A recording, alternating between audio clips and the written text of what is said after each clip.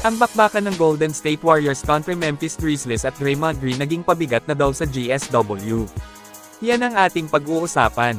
Ngunit bago yan ay paki-like po ng ating video, mag-subscribe at pindutin na rin ang notification bell. Para maging updated ka sa ating mga susunod pang videos na ipapalabas. Unahin muna natin itong magandang balita para sa kupunan ng Boston Celtics mga kaibigan.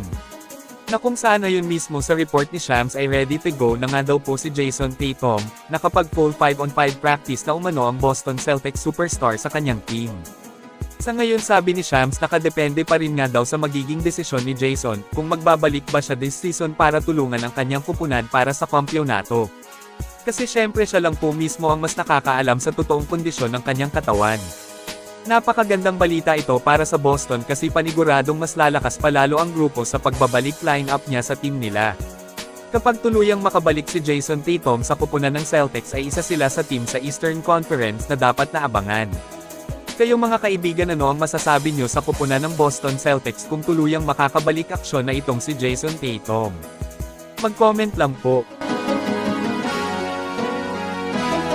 What I can tell you though is Jason Tatum has been a full go in 5-on-5 scrimmages with the Celtics, and right now it's about him continuing to put it. Ngayon ay dito na tayo sa naging laban kanina ng Golden State Warriors kontra Memphis Grizzlies. Kung saan nakuha po ng GSW ang kanilang ika-31 na panalo ngayong season sa Salpukan vs Grizz. Sa laban ay talagang dinomina ng husto ng Dubs ang Memphis sa kanilang mismong baluarte, tinambakan sila ng Warriors. Well, marami naman ng mga fans ang pumili sa GSW na manalo kalaban ng Grizzlies, sobrang ganda na panoorin ang mga nilalaro ngayon ng Golden State Warriors. Nabagaman hindi sila palaging kumpleto sa mga laban dahil sa injury ay nagagawa pa rin po nilang manalo, dahil po yan sa magandang teamwork nila, talagang tumatrabaho ang lahat ng doble sa opensa at depensa mga kaibigan. Nakakaikot ng maayos ang bola kaya nagkakaroon po sila ng maraming open looks. Sa bakbakan kontra Memphis Grizzlies ay naglista po sila ng 37 assists, isang malaking patunay ito kung gaano kaganda yung teamwork na ipinapamalas ng GSW. Total team effort talaga yung kailangan para manalo sa kahit anumang laban, lahat kakayod hindi iasa lang sa isa o dalawa.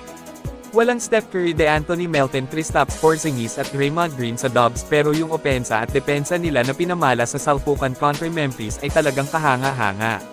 Malaking patunay rin ito kung gaano kalalim ang lineup ng Warriors ngayong season, yung team ng Denver Nuggets nga na kilalang isa sa pinakamalakas na kupunan sa liga ngayon.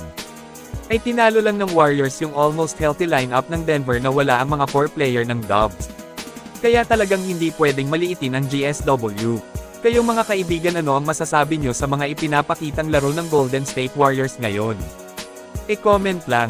Samantala Draymond Green binatikos ng maraming fans matapos manalo naman ang GSW na wala siya, kapansin-pansin nga rin naman talaga ang pag-struggle din nitong si Dre sa mga nagdaang mga laban nila.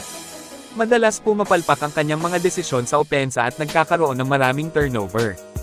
Isa sa dahilan kung bakit mahirap manalo ang Warriors kay Draymond, parang malilimitahan yung galaw ng kanyang mga kakampi, mukhang takot yata talagang magkamali. Mas gumagana ngayon sa Golden State itong si Al Horford, kung saan ibang klaseng performance po ang ipinapamalas ngayon nitong si Horford. Isang mahusay na facilitator sa depensa at opensa, halos magkapareho lang naman sila ng playing style ni Green, pero lumalabas ngayon na mas consistent si Al Horford kesa kay Dre. Request ng maraming fans na dapat ibangko na lang nga daw ng GSW si Draymond Green. Pero yun nga, alam naman natin na malabong mangyari na ilagay sa bench si Dre. Kayong mga kaibigan, dapat ba na ibangko ng Warriors si Draymond?